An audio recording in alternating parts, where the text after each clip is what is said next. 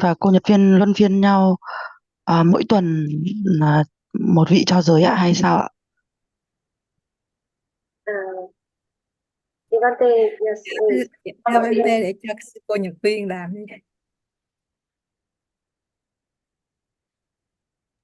Dạ. I didn't get it. Dạ là sao ạ? Cô nói lại giúp con với ạ. Con xin phép ngài cho con kỳ tới đi, chưa có đọc nên con để khóa này cho sư cô Nhật Viên giúp con luôn. Dạ. So maybe Venerable Nhật Viên can give precepts the whole course, and the next course she will join in. Yes. I would personally appreciate more if you alternate once a week or at least once every 2 weeks. Like it seems she's not ready for this term yet. What do you mean by ready? She's a bhikkhuni. Yes. Cô ơi, sao cô không cho giới kỳ này luôn ạ? Tại sư muốn là luân phiên mỗi cô một lần nhé, luôn kỳ này ạ.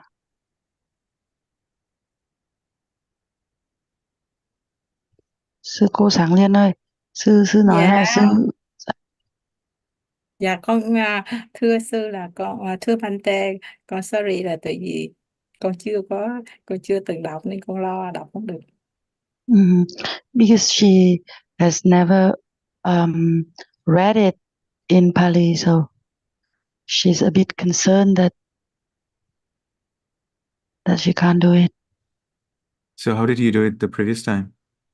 Thế lần trước cô làm nào ạ? Dạ con chưa làm. No, she never did it.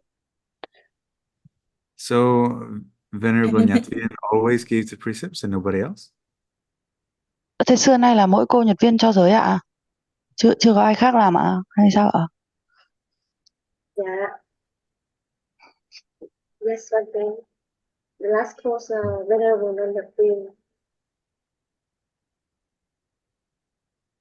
You see, I will always find out. Mọi người thấy Whenever you don't follow my instruction, I will just find out somehow. Mọi người thấy giới cứ không làm đúng hướng dẫn của sư kiểu gì, giới sư cũng biết. Okay. So no, this is not possible. When we have two nuns here, the nuns need to alternate and give precepts either every other time, or once every week, or once every week they change, or once every 2 weeks they change. But it cannot rest on one nun only if we have two nuns. Tại bây giờ ở đây có 2 vị ni thì tốt nhất là luân phiên mỗi vị cho giới một ngày, hoặc mỗi vị cho giới một tuần, hoặc là cứ 2 tuần. Luân phiên mỗi vị cho giới một lần, hoặc là một tuần, hoặc cứ 2 tuần thì đảo ạ. Chứ ở đây có 2 vị ni mà lại có một vị cho giới thì sư thấy không được ạ. So Venerable Shangdin, are you willing to learn the Pali pronunciation from Venerable Nhật Viên? Dạ con sẽ cố gắng. She will try. Okay, so when will you meet to learn the pronunciation? Thế chừng nào cô gặp cô Nhật Viên? Dạ con sẽ nhắn tin sau buổi học này. She will text Nhật Viên after the class. Okay, but I need to know right now. When will you meet for the class, for the first training? Buổi đầu học ngày nào cô báo sư luôn ạ, tại sư muốn biết luôn ạ. Dạ con còn phải dạ để con nhắn tin cho sư cô Nhật Viên. Không, sư nói là bây giờ chốt lịch luôn ạ. Sư muốn biết là ngày nào hai cô gặp nhau để học phát âm Pali ạ. Thì cô chốt lịch luôn mấy giờ luôn ạ.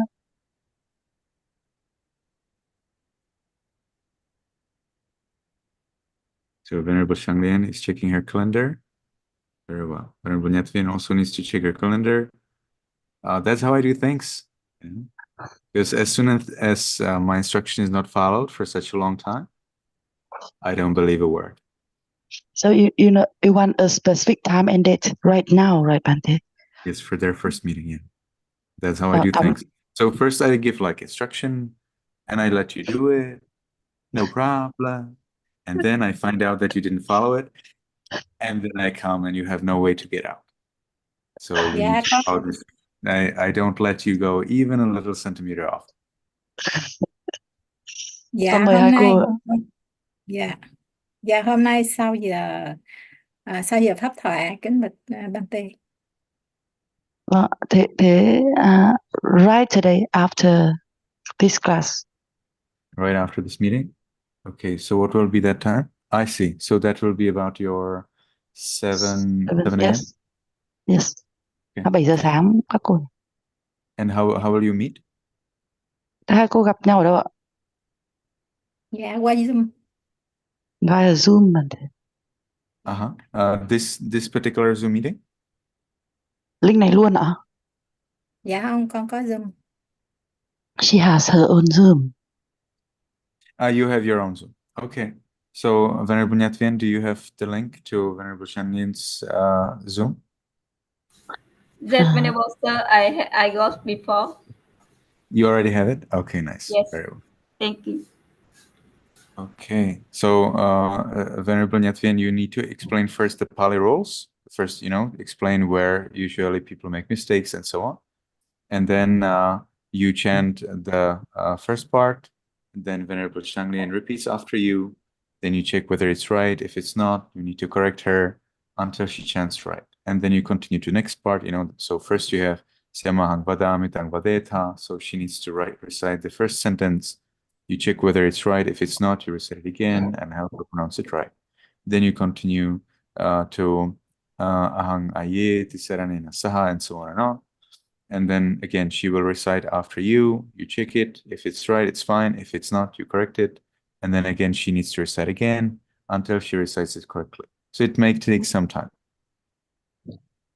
Dạ thế vậy, cô Nhật Viên đầu tiên sẽ giải thích các cái quy tắc Pali, sau đó thì nói những cái lỗi mà hay mắc, và sau đó thì cô đọc mẫu rồi cô sáng liên lặp lại theo. Nếu mà cô sáng từng câu một, mà câu đầu mà cô sáng liên đọc sai á, thì cô lại chỉnh. Bao giờ mà đọc được câu 1 thì lại chuyển sang câu 2 và cũng vẫn tiếp tục như vậy ạ. Okay. Yes, Venerable Sir.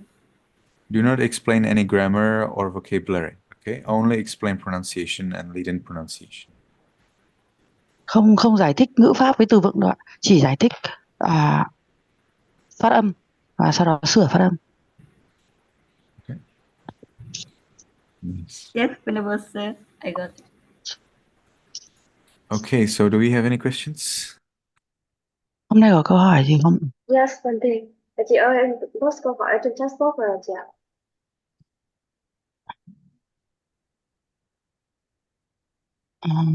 Một vị thầy đầu tiên chỉ dạy điều tốt đẹp cho mình có phép có nhiều vị thầy cùng lúc không? Can we have many teachers at one time, dear Bante?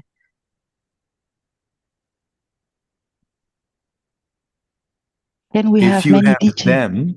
If you have them at the same time, then yes. You understand me? If those teachers teach you at the same time, then yes. That means the teachers would have to sit next to each other, and one of them would teach you and the other one would sit next to the first one. And then the second one would teach you while the first one is listening. Then that's okay.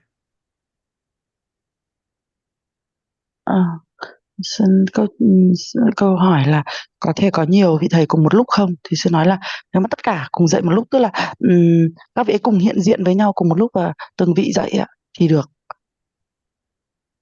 And that will be actually our upcoming new system for our retreat 10.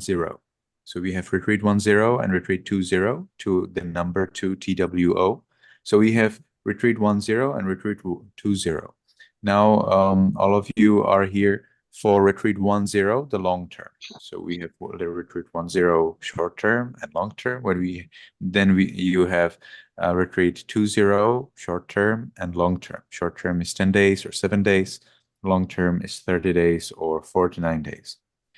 Now, the point here is that because I want to gradually concentrate on other courses and other meditation retreats for you, I would like to gradually make these rather beginning or basic levels, I would like to confer them to the assistant teachers, and so that I can concentrate myself to the new courses. And as soon as these basic retreats become independent, that means independent from me, so I do not have to come, I don't have to teach or help or anything like that in those courses, then there will be many probably new roles and improvements that you maybe have seen before, but that we have maybe simplified or that could be done better. Because as soon as I ask somebody to do something instead of me, I want them to do it 10 times better than I would do it. So my intention is that as soon as these retreats become independent from me, they will be very high quality. And to ensure the quality, it's of course necessary that the teachers support each other. So I don't want these retreats, these 10-day retreats, 49-day retreats, and so on, to be guided by one teacher. I wish that there are always at least 2 teachers, or better, at least and maximum 2 teachers. All right, it's a system that I already know from the Czech Republic. There are meditation retreats like that guided in the Czech Republic, so it's nothing new. And I myself actually started to meditate in those meditation retreats. So I remember very nice memories. I have learned so much, and these retreats were very helpful. They're also very successful in our country. So I know that it works, and I would like to employ that knowledge that I have into for the benefit of you all. So yes, in that case, you will happen to have 2 teachers at the same time. You will have 2 teachers at the same time, but not only that you have them at the same time, but they have you at the same time. That means they teach you while they hear each other as they teach you. So they will be coming to the meeting or to the meditation retreat, online, offline, is, I don't distinguish it much. And there will be the 2 teachers during each and every meeting with you. Not for instruction. You already now meet your teacher for instruction when I am not present, and that's no problem. But for the Dhamma teaching, for the instruction, for the guidance, you have both of the teachers sitting there at the same time, one hearing the other. And they will probably teach in turns. So one will be teaching certain points, the other one will be teaching some other points, and then the first one will continue, and so on, so that they will they will support each other. They will be there together with each other. So you do not need to worry that one is telling you some nonsense or whatever. So there will always be another one to support, and of course to check, so that both of them feel secure and both of them feel safe. So they feel secure from the worry, from the case that they don't know what to do next. The other one will help. And they feel safe that they will not say something wrong unintentionally, because the other one will help. Say, oh, wait. Ashin Sarana said it like this, or the Buddha said it like this, and so on. Thì thực ra cái hệ thống mà có 2 vị thầy sẽ dạy song song cùng với nhau trong một khóa thiền thì sẽ được sư áp dụng trực tiếp lên khóa thiền số 10 và khóa thiền số 20. Khóa thiền số 10 thì cũng bao gồm 2 khóa là khóa ngắn hạn và khóa dài hạn, và số 20 cũng hiểu là có 2 khóa thiền ngắn hạn và dài hạn. Trong đó khóa thiền ngắn hạn được hiểu là 10 ngày và khóa thiền dài hạn được hiểu là 30 và 49 ngày. Vì thời gian tới là sư sẽ tập trung vào những cái khóa học khác nữa, cho nên là những cái phần mở đầu và những cái phần căn bản thì sư sẽ bổ nhiệm cho các vị giáo viên ở đây hướng dẫn và giảng dạy trực tiếp, để sư có thể tập trung vào những cái khóa khác. Và các vị sẽ giảng dạy độc lập với nhau, và trong quá trình phát triển các khóa thiền này, chúng ta sẽ có những quy tắc mới, rồi chúng ta sẽ có những cái cải tiến, và chúng ta sẽ có những cái giản lược, đơn giản hóa so với những khóa trước. Và khi mà sư bổ nhiệm một ai đó để làm công việc của sư, thì cái kỳ vọng của sư là người đó sẽ làm tốt hơn sư gấp 10 lần. Đó, và cái khóa thiền khi mà sư bổ nhiệm cho các vị giáo viên đứng lớp như vậy thì sư mong muốn rằng là những khóa thiền này chất lượng sẽ rất cao, và để bảo đảm cái chất lượng của các khóa thiền thì sư muốn là họ sẽ có 2 giáo viên cùng nhau lên lớp, chứ không phải là một giáo viên, và 2 giáo viên cùng lên lớp một lúc, à, thì sẽ bổ trợ cho nhau. Và cần lưu ý rằng bản thân sư, cái khóa thiền đầu tiên mà sư tham gia trong cuộc đời tại Séc là cũng có 2 giáo viên song song đứng lớp như vậy, và sư đã có những cái kỷ niệm rất là đẹp, và sư đã học được rất là nhiều, và khóa thiền thực sự rất hữu ích và nó rất thành công. Cho nên đây không phải là một cái gì mới tự sư nghĩ ra, mà sư đang vận dụng cái hệ thống này để mà làm lợi lạc cho tất cả mọi người. Như vậy sẽ có 2 giáo viên cùng đứng lớp một lúc, và không những là chúng ta sẽ được học từ 2 giáo viên một lúc, mà bản thân các giáo viên họ cũng sẽ cùng được dạy chúng ta cùng với nhau. Thế có nghĩa là dù là khóa online hay offline, sư cũng sẽ phát triển hệ thống như vậy. Sư không có phân biệt nhiều giữa online và offline đâu. Và kể cả phần giảng dạy như vậy thì mỗi người sẽ dạy một phần luân phiên nhau để hỗ trợ cho nhau, thì 2 vị ấy sẽ không có cái sự lo lắng, bởi vì có 2 người cùng hỗ trợ nhau và cùng kiểm tra lẫn nhau. Thì về phía những người giáo viên thì họ cũng cảm thấy an toàn, bởi vì lỡ là mình không có biết làm gì tiếp theo, hay là mình sợ mình sai, thì sẽ có cái người kia nhắc mình, giúp mình. Không, Ashin Sarana nói như thế này, hoặc Đức Phật Ngài nói như thế này cơ, và từ phía người học thì họ cũng sẽ cảm thấy an toàn hơn. Okay. Everybody will have their camera on during our 49-day retreat meetings. If I find out you don't have your camera on, I will remove you myself. Tất cả khóa thiền này là mọi người đều phải bật camera hết lên nhá. Nếu mà mọi người không bật cam là sư thấy ai không bật cam mà sư tự hủy lại đi đấy.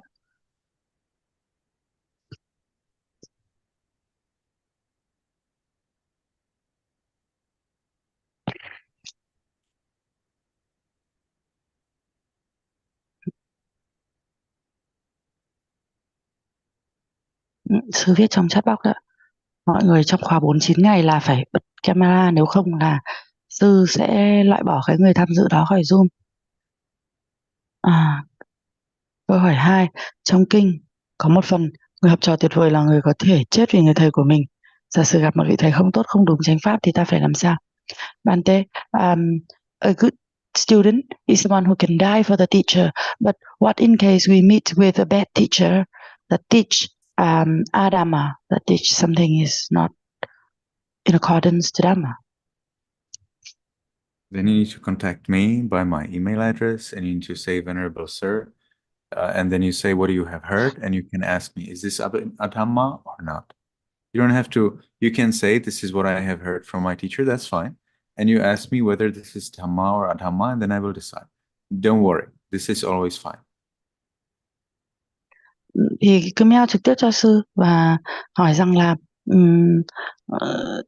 đây cái này con nghe như thế này, thì không biết là thuận theo pháp hay là sai với pháp, thì mail thẳng cho sư cái điều đó. Và kể cả nói là đây thầy con giảng như thế này là có đúng với pháp hay là không thì cũng không sao cả, rồi sư sẽ giải đáp cho, đừng có lo. But the truth is that we can see even in our scriptures that some arahants are sometimes wrong. Okay, we have this scripture called Milinda Panha, Milinda Panha, Milinda Panha, and there the Venerable Arahant Nagasena answers the questions of the great king Milinda. Milinda means the name of the king, Milinda. Panha means questions. Okay, so Milinda Panha are the questions of the king Milinda. And Venerable Nagasena sometimes answers and it's wrong. Okay. For example, he says that you cannot share your merit with deities, with gods. But that's wrong, because the Buddha himself said that you can. Or he says that after the Buddha became a Buddha, he never experienced consequences of the actions of the karma he did before he became a Buddha.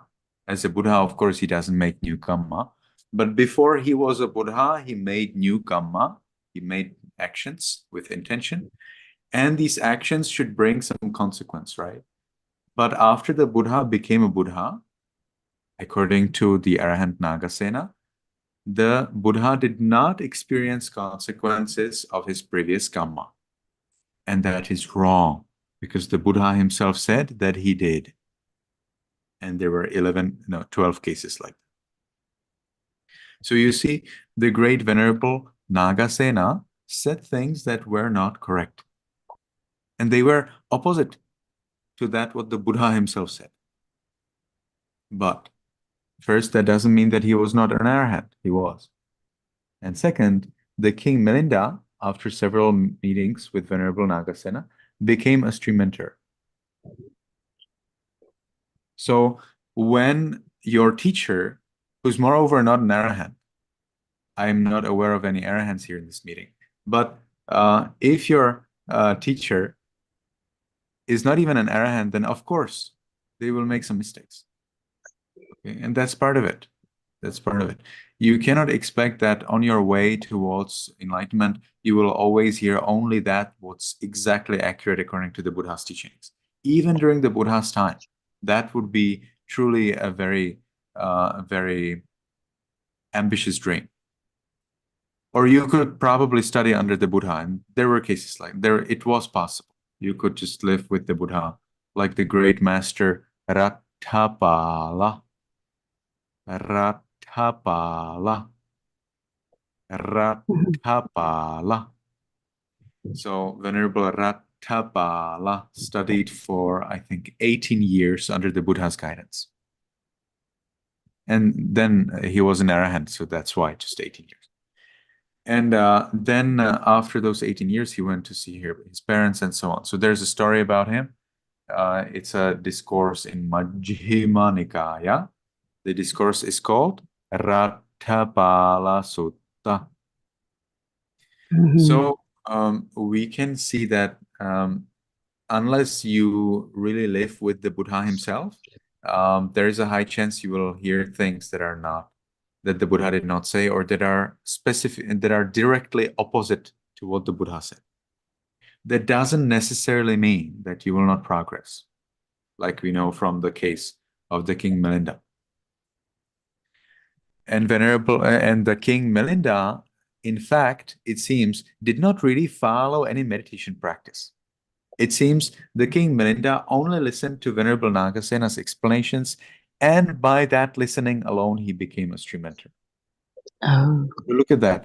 If the King Milinda could become enlightened by listening to Dhamma alone, and that Dhamma was not accurate, well, then think about if your teacher teaches you something inaccurate while you actually meditate vipassana. That furthermore reduces the impact of the teacher's potential mistakes, because you are supposed to see it for yourself. You're not, holding on the words of the teacher. You're instead taking that as an instruction and checking it for yourself. Unlike the King Milinda, who had to hold on, the words of his teacher. So when your teacher teaches you something wrong and you think that's wrong, let me know. But our system is created in such a way that we prevent at least the major problems, at least the major misunderstandings. We check our teachers, we provide our teachers with very clear guidance, and we, of course, sometimes here and there hear some feedback, and so in the end, one way or another, we actually find out when a teacher has a misunderstanding. And I'm sure that many of our teachers still have misunderstanding here and there. I don't doubt that. I'm so sure. I'm so sure that many of our teachers, maybe most of our teachers, misunderstood some of the things in the teaching. But it's not essential. It's not a problem. As you meditate, you're supposed to have certain experience. And the teacher is checking you on that experience. And if you do not have that experience, well, then the teacher needs to resolve that. If you don't get the expected experience, well, then it's possible that it's because of wrong explanation from the teacher. But we will find out, because after 3 days, when you are stuck on the same instruction for 3 days, well, then we actually find out, because the teachers have to contact me, and I have to check the situation.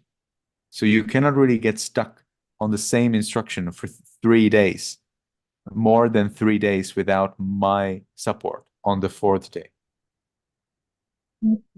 And that's why you never need to worry about the accuracy of the instruction, right?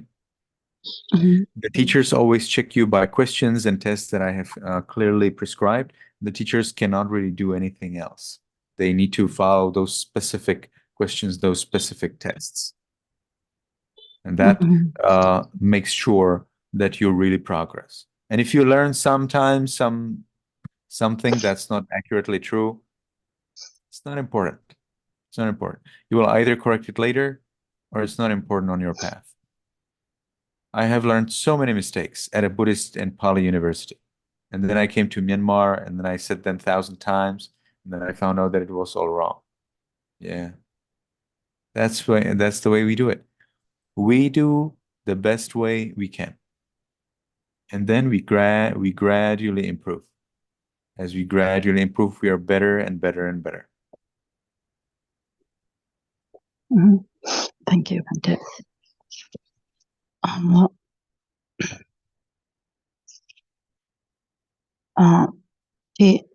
Câu hỏi về sư tiếp tục về câu hỏi là khi mà một người thầy dạy sai á, thì thực ra trong kinh điển của chúng ta thì ngay cả một vị A-la-hán đôi khi vẫn có sai. Và cái ví dụ điển hình đó là trong kinh Milinda Panya, thì ở đây vị A-la-hán Nagasena trả lời những câu hỏi của vị vua vĩ đại tên là Milinda. Tên của bộ kinh là Milinda Panya, trong đó Milinda là tên của nhà vua và Panya là những câu hỏi. Như vậy tên bộ kinh có nghĩa là những câu hỏi của đức vua Milinda. Thì trong này thì bản thân cái vị A-la-hán cũng vẫn có những cái điểm sai lầm, chẳng hạn như ngài nói rằng là không có chia phước được tới chư thiên, thì điểm này thì cũng là không có đúng. Và ngài có nói thêm là sau khi Đức Phật chứng đắc quả vị Phật thì ngài không còn có những cái trải nghiệm về quả của những cái hành động trước đó của ngài, thì điều này là không đúng. Thì đúng là trước khi mà chứng đắc quả vị Phật thì ngài cũng có những cái hành động mà được làm với những cái tác ý, những cái hành, thì những cái hành động mà có tác ý trước cái thời điểm chứng đắc quả vị Phật thì nó vẫn có những cái hệ quả của nó. Và sau khi cái quan điểm cho rằng là sau khi ngài chứng đắc được quả vị Phật, ngài không trải nghiệm những cái quả của những cái hành động trước đó thì là không có đúng, nó là sai, bởi vì nó là sai khác với lời Phật dạy. Bởi vì chính Đức Phật ngài cũng nói về cái việc là sau khi chứng đắc quả vị Phật rồi, ngài vẫn trải nghiệm quả của những cái nghiệp trước đó, và có ít nhất là 11, 12 trường hợp là đã được nhắc đến như vậy. Như vậy là trong những lời vị A-la-hán này nói thì cũng có những cái sai mà ngược với những lời Đức Phật nói. Tuy nhiên hai sự thật không thể phủ định được, đó là điểm thứ nhất, vị này thực sự là một vị A-la-hán, và điểm thứ hai là bản thân nhà vua sau một vài buổi vấn đạo với vị A-la-hán này thì nhà vua đã chứng đắc quả dự lưu. Và trong trường hợp của chúng ta thì những cái vị thầy của chúng ta trong khóa học này thì không phải là A-la-hán. Tôi hiện chưa thấy một vị A-la-hán nào trong khóa thiền này, cho nên những vị thầy hoàn toàn vẫn có thể mắc lỗi sai, trừ trong trường hợp là chúng ta học trực tiếp cùng với Đức Phật, như là ngài Ratthapala. Ngài Ratthapala là có 18 năm theo học trực tiếp cùng Đức Phật cho đến khi mà ngài chứng ngộ rồi Ngài chứng ngộ quả A-la-hán và Ngài về thăm cha mẹ. Thì câu chuyện được diễn ra ghi chép lại ở trong bộ kinh Majjhima Nikaya, Trung bộ kinh ạ. Thì bộ kinh đó được ghi là Ratthapala Sutta.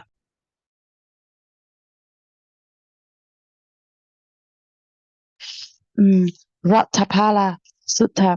Thì những cái vị thầy mà họ không có sống cùng Đức Phật thì rất có thể có khả năng là họ nghe những cái trái ngược với những điều mà Đức Phật đã nói, nhưng không có nghĩa rằng là họ không thể giúp được chúng ta tiến bộ.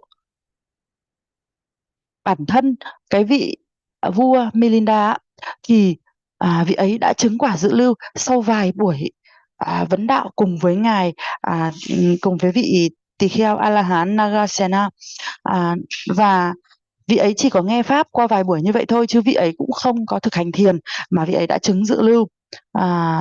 Thì trong trường hợp người thầy của các bạn có dạy sai cho các bạn một vài điểm đi chăng nữa, nhưng các bạn là người có thực hành Vipassana, thì các bạn lại có thêm một cái cơ hội nữa để tự mình kiểm chứng lại những cái mà các bạn đã được học.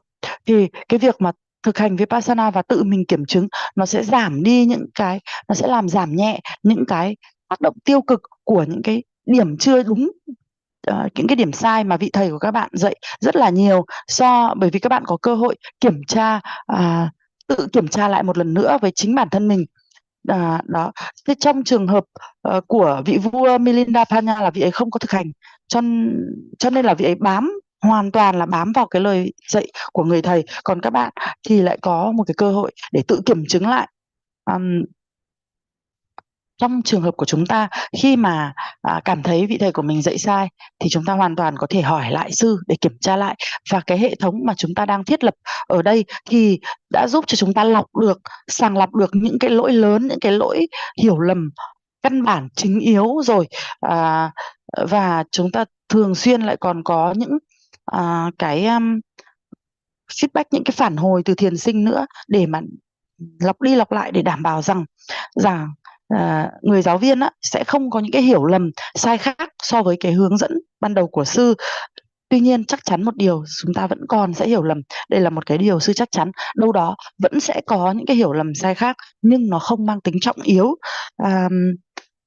Và khi mà thiền sinh có những cái trải nghiệm thì giáo viên sẽ phải kiểm tra những cái trải nghiệm của thiền sinh. Và khi mà hành thiền theo đúng một cái tiến trình, một cái giáo án như vậy, mà thiền sinh lại không có những cái trải nghiệm ở từng cái cấp độ như là mong muốn là thiền sinh cần phải có những cái trải nghiệm đó, thì giáo viên cũng sẽ tự thấy rằng thế thì hay là cái phần hướng dẫn của mình có một cái gì đó chưa đúng, thì giáo viên sẽ phải tự xem lại. Và sau 3 ngày mà thiền sinh bị tắc, bị kẹt ở cùng một cái ở một cái cấp độ, thì bản thân giáo viên cũng sẽ phải liên hệ với thiền sư, và thiền sư sẽ là người đưa ra hướng dẫn trực tiếp trong cái trường hợp của thiền sinh đó sau 3 đến 4 ngày mà bị kẹt ở cùng một cấp độ.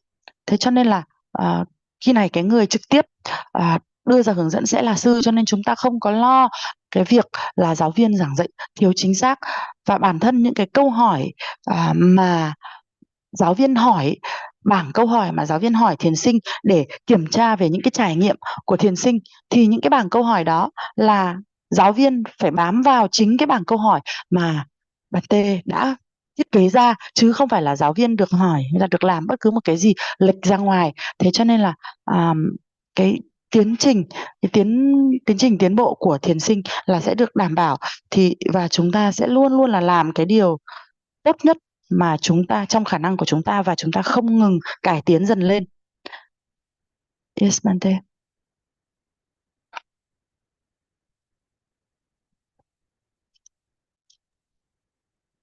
Lê Hong, you need to be visible in your camera all times when you're in this meeting. Sorry, Bante, driving now. Okay, so from now on, just remember that whether I'm in the meeting or not, I see as soon as I come, or later when we have just the teachers without me, whenever there are the teachers, you need to have your camera on. You want to make sure that you're really here in the meeting. Mọi người nhớ bật cam nhé thì mới chắc chắn mọi người. Yeah, organizers are exception, no problem. But the yogis and the teachers, they need to have camera on. Dạ, ban tổ chức thì cậu sẽ có những cái ngoại lệ ạ. Thế còn tất cả thiền sinh là phải bật hết cam lên. Oh, I see. Lehong is driving in a car. Okay, very well. Yeah, even if you're in a car, still your camera must be on. Vâng ạ. Nếu mà mọi người bật điện thoại cũng và mọi người lái xe cũng được ạ, chị lái xe cũng không sao, nhưng mà mọi người cứ bật hết cam lên. Okay, very well. So, did I answer the question, or was there something to continue? Cái sư trả lời là đã đầy đủ chưa ạ? À, sư trả lời đã đủ chưa ạ? Chị Lan có bổ sung tên bộ kinh ạ? Bộ kinh Milinda Panya, kinh Ni Tiên vấn đáp hoặc là Milinda vấn đạo.